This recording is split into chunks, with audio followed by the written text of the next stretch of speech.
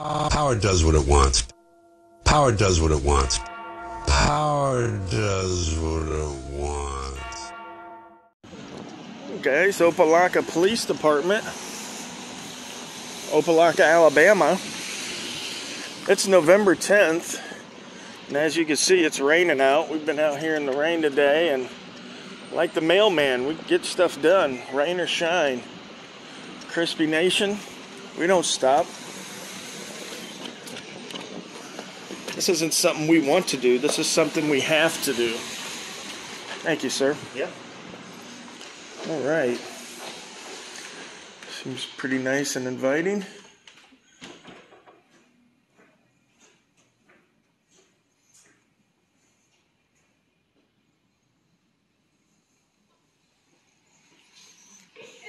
Hi. Can I get a copy of the roster? I just need names, badge numbers, and vehicle assignments, please. Okay, give me 1 moment. I got a couple more things also. The policies and procedures and the 10 codes and signal codes as well, please. Okay, give me 1 moment. We have to see a call for you. Thank you very much.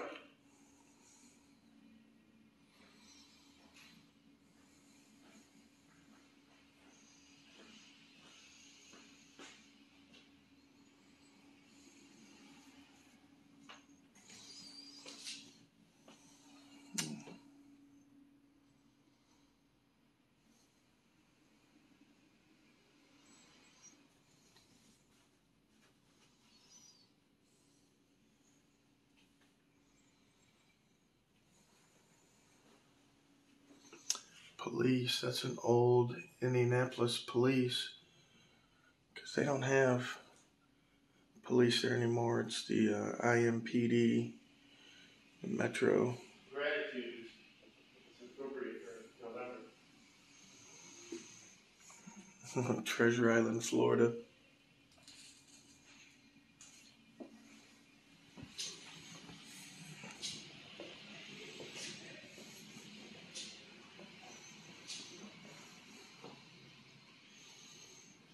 I wonder if the other side says anything.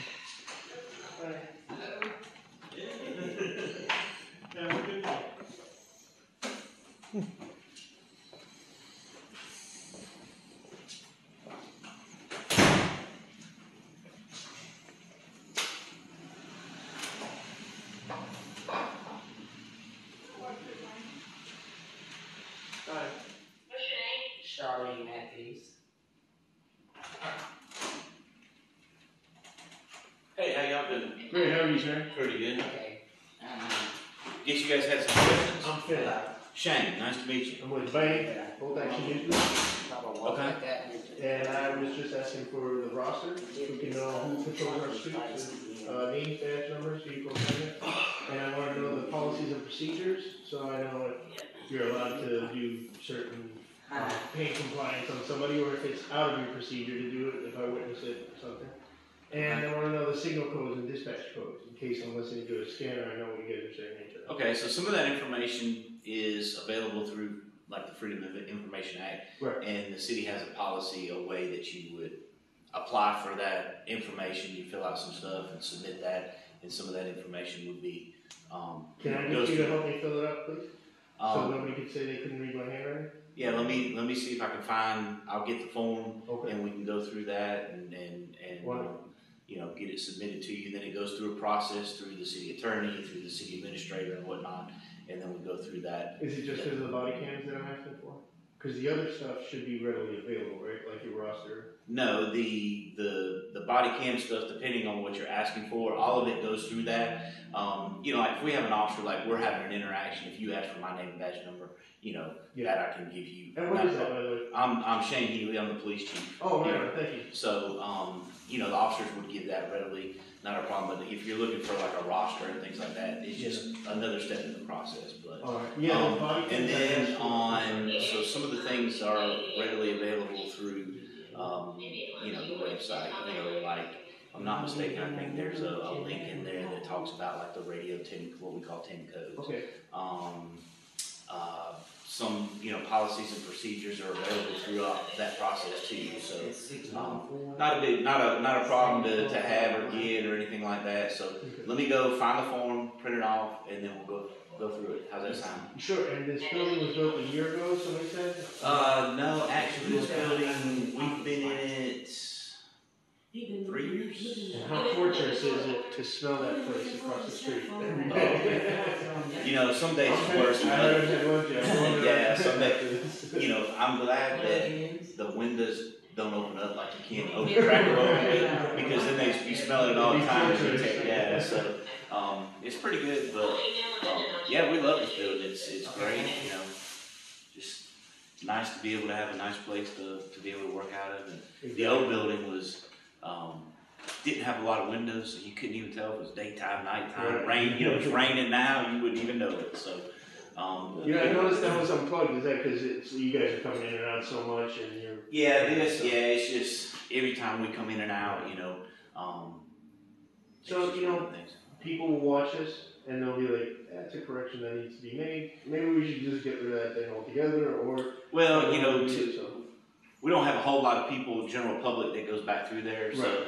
It was something that was put in, when the building was built. So, again, when we take folks back there, it's very few people in certain situations. So, not a big deal. Yeah, but that's about a $3,000 machine that we're not using. I'm not giving you a hard time. I'm just giving you, that's like one example of why we do what we do. We check and see where the government waste is. We do government accountability with a focus on police misconduct. Well, so the reason that was there is that is the old one from when the old building, the court side, that was the old one that used to be used to go into the courtroom. So the court building, which it's semi-attached, but it's actually a separate building, all of that is brand new and was replaced. So there's new equipment there, so we had that one on hand. But you're upcycling, so that's actually a good explanation. Yeah, so we didn't want to. It was still usable. We didn't want to get rid of it, so we decided to put it here. Yeah. And if we have a big public event and we're going to have a lot of people coming in, and we actually post somebody here to kind of, help. Yeah. Not let a bunch of people come in that might be armed or whatever. We'll use it. Speaking of arms, do you guys have a gun buyback program ever out here? No, we do not. Okay, how do you feel about this? I'm not that in favor of it. Just, some of the research that I've done on it, some of the programs and stuff that I've seen in the past, you get a lot of people that are, bringing grandpa's old, A guy got a whole bunch of 2x4s and some pipe, made boomsticks, and he bankrupted the city. Yeah, it's just,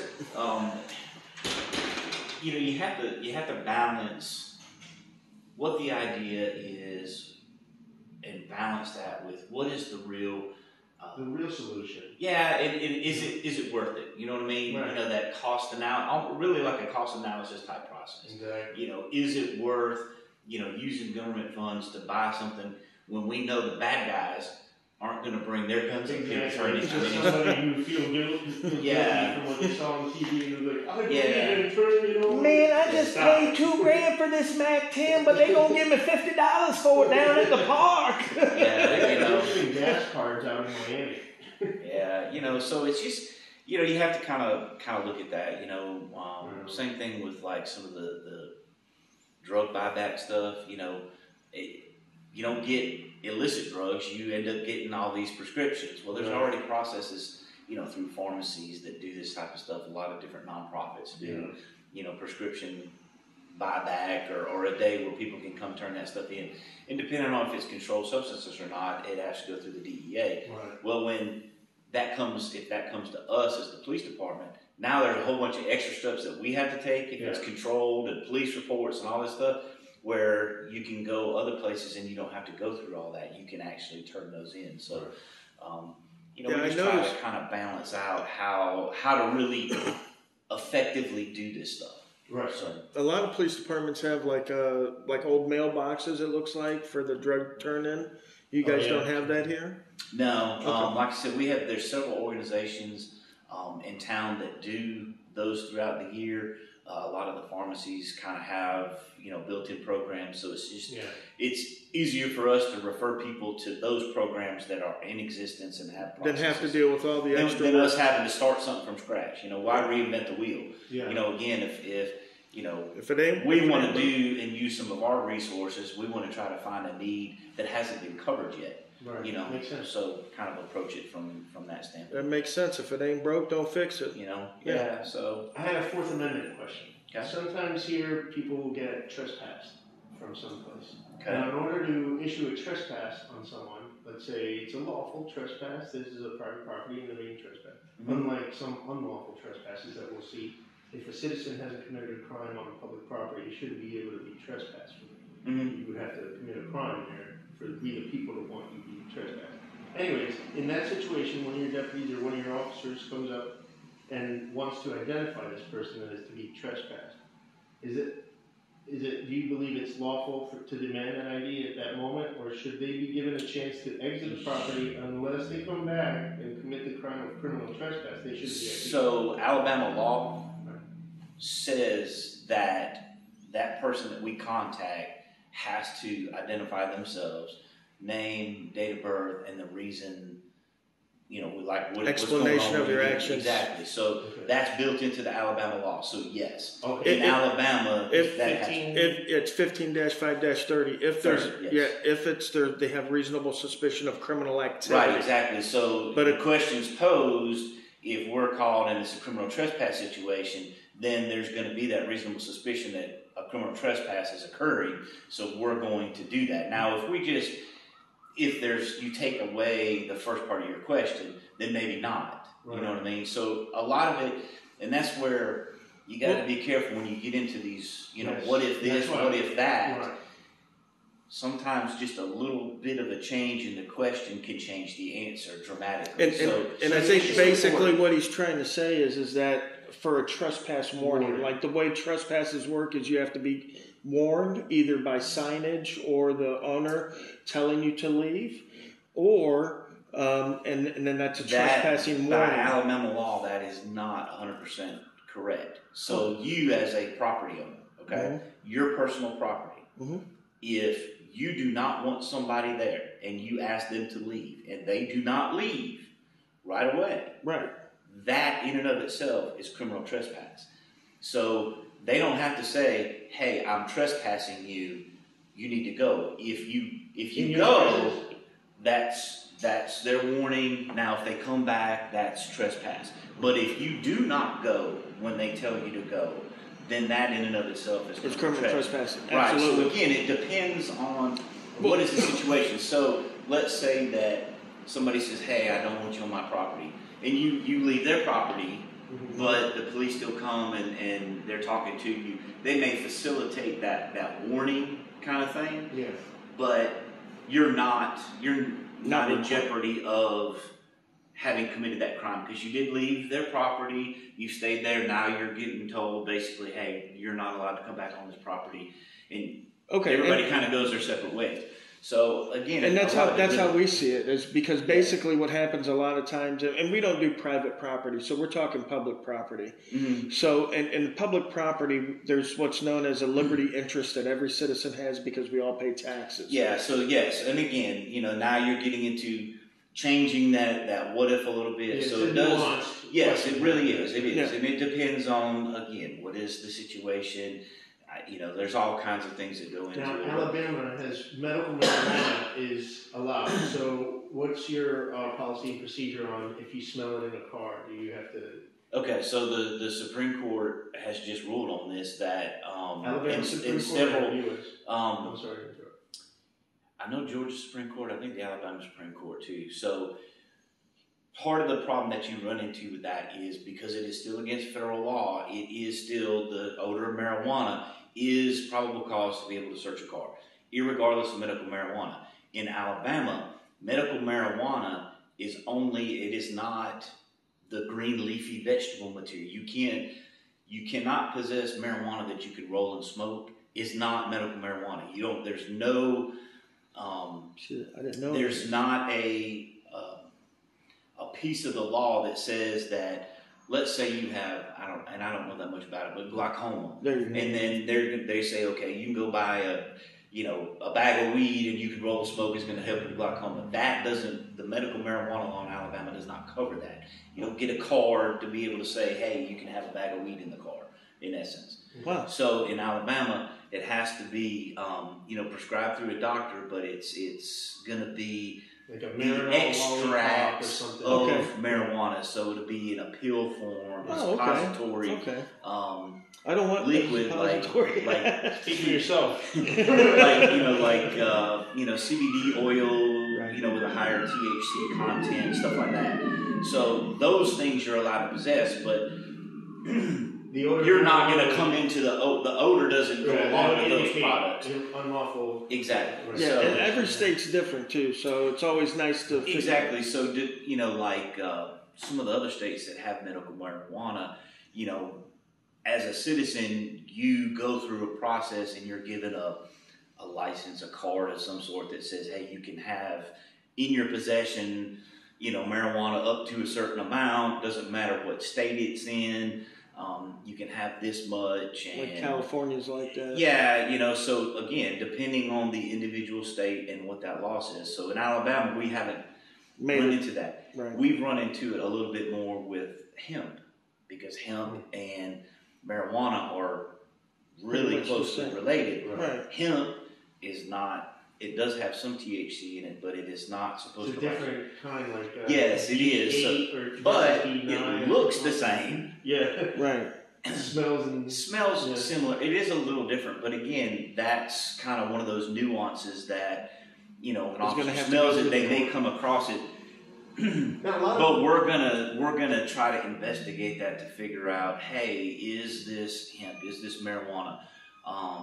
If there's some indication that it's potentially hemp, there may not be an on-site arrest. It may be something that, that's going to be sent to the lab and verified and tested. And if it is marijuana and it's illegal, then we get a warrant, go back, and serve that warrant. So we try to, work through some of that stuff. Changing times in a lot of states legalizing it, a lot of police departments, even though it's not legal in their state, they've decided not to enforce those laws. Are you decriminalization, of that mind, or do you fight crime in other spots, or do you still focus on that? I got to be honest with you. We're so busy doing other things. Good. Minor possession of marijuana is not at the top. So you leave it up to your officer's discretion? Yeah, officer discretion completely. You know what I mean? That's good. Yes, it is illegal, and yes, we do make some of those cases, but compared to like when I first started, that was a big deal. We would make those cases. It's all the been time. a big deal for years and years. But nowadays, we just got much bigger. Exactly. And plus, it's not going anywhere. No. You know what I mean? Not. Like it's a waste of money. So it's everything we do in law enforcement is based on what they call I hope I get this right, societal contract. Yeah. You know what I mean? There's a contract that society basically says, hey, we need people to enforce laws and then kind of enforce what we as society feels like are the wrong things to do. Right. Absolutely. You know what I mean? Yep. So we need people to do that. So that contract is, society, we're going to give up a few of our liberties, or we're going to allow people to infringe slightly on those liberties in order to be able to enforce these laws. Right. We Stop talk murder. about that all the time, and we subscribe to that contract. We're not sovereign citizens. Don't think Exactly. So that word gets thrown around. Right. So anybody that's part of society, in essence, by being a voluntary part of that society, you agree to that contract. Yep. But society as a whole is the one that controls how that contract the public will. Right. Exactly. So like back in the early 90s when I started, and we did heavily enforce that minor possession of marijuana, that was what society wanted. Yeah. Now, fast forward 30, 32 years, that's not what society wants. Have you seen an uptick on fentanyl overdoses here? Yes. Really? It's everywhere. It's bad everywhere. And one of the problems that we've run into, going back to possession of marijuana, is we have problems with people lacing marijuana with fentanyl and that's killed a couple of people. So again, now you're getting into that. You don't necessarily want to just make a policy, a blanket policy, and say, hey, as a police department, we're not going to enforce this, because there may come a time when we need to do that. We need to use that as a tool. So, Right. Or you can present your reports of this is what's happening when it's deregulated or being sold on the streets, and not like Yes. in other states Yes. that have progressed and understand that nobody has ever died of marijuana overdose. right, right. It's just a It's something else. Right. And if you're buying it like out in California, they go through strict processes, you know what I mean? Just same as any other drug. Yeah. So when you go to a pharmacy or whatever they call them out there, you're not getting stuff laced with fentanyl. You know what I mean? So well, at the end of the day, all of these issues that we've talked about, at the end of the day, personally, I think that we have to look at common sense. Mm-hmm. What is reasonable? Where's the common sense prioritize that falls between this side of this the issue and this side? There's the majority of people operate somewhere here in the middle. Whether it's their beliefs, their thoughts, how it really works in society. How can we as a society maneuver and between the extremes of the issues to live our daily lives where we can go about and kind of do what we want. And that discipline, that common sense of, how do you effectively enforce the laws without overburdening a certain segment of society. Right. So you have to really look at, step back, get out of your emotions, and evaluate how do we apply these things using common sense. You know what I mean? Like when we were talking about this thing, over here. Mm-hmm. Great question, what you were talking about. And however, our situation was, well, instead of just throwing this thing in the trash or never using it, well, let's take an opportunity. We have an entry point that we could use that, but, it's not something that we need every day. So how do we use that common sense wise? Because we can plug that in and turn it in. And every single person that walks in and out of that door, 99% of them are police officers. It's going to buzz off. So it's bothering them when they're trying to do their work. People that are out here, it's buzzing. You guys are recording right now. Imagine that thing going off. You're not going to hear it. You know what I'm saying?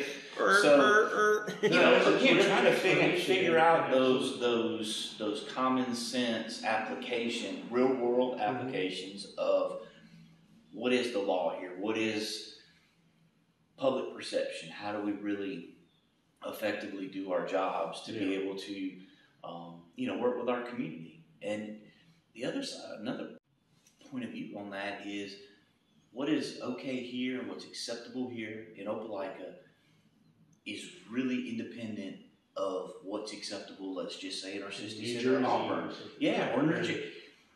What people want here and what they're happy with here and what's important here today in this community is different than someplace else. That's right. So the things that we look to enforce or the things that we're not that hot and heavy on are things that's kind of how our community is Democratic Republic. Yeah. The sovereignty still lies in the individual in our republic, but we live in a democracy because if you guys all say, no, we don't want to do it your way here, I have the freedom to move freely to another spot where they agree with me. And exactly. So, again, but it's all based on, man, come on, can we not just sit down and talk about this, some common sense? Right, and the citizens should be coming to the city council meetings and letting, the elected leaders know, hey, this is what we as citizens want. We want to prioritize this. Like, again, I don't know how big of an issue it is here, but in some places, fentanyl is an issue. In other places, methamphetamine is an issue. In other places, theft is an issue. People are breaking into cars and stealing bicycles. And so everywhere has their own issues. That's a big problem, not just in our country, but the planet. That's the biggest problem, I think. It is a huge problem. And, one of the things when human trafficking, when people first started talking about it, everybody thought about like the movie Taken. That's what they thought it was.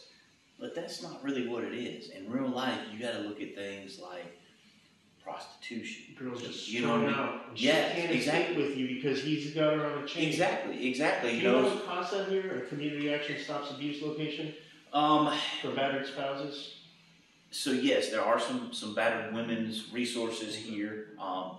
There's some different programs. There's some in-house type places. Yeah. We have some folks that deal with and work with human trafficking victims.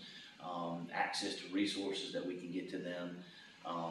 We had to do internally, kind of check what our perceptions were of human trafficking and how that worked. So we had to kind of get a little bit better educated on some of the intricacies of that. So that's a really important we're part. doing. I'll make these videos, and sometimes they'll play it at roll call. I'll reduce it to 5 minutes where it's easy and doesn't take time away from you from fighting crime. And people learn, hey, these guys come into our lobby with camera. You come from a position of authority and power, and you say, hi, Mom, and smile for the camera. When you have something to hide, you're like, what are you doing here? And you try to obstruct our, thank you for being a shining example and showing people that the only power we have is your reaction. Yeah. Don't let people rent space in your head.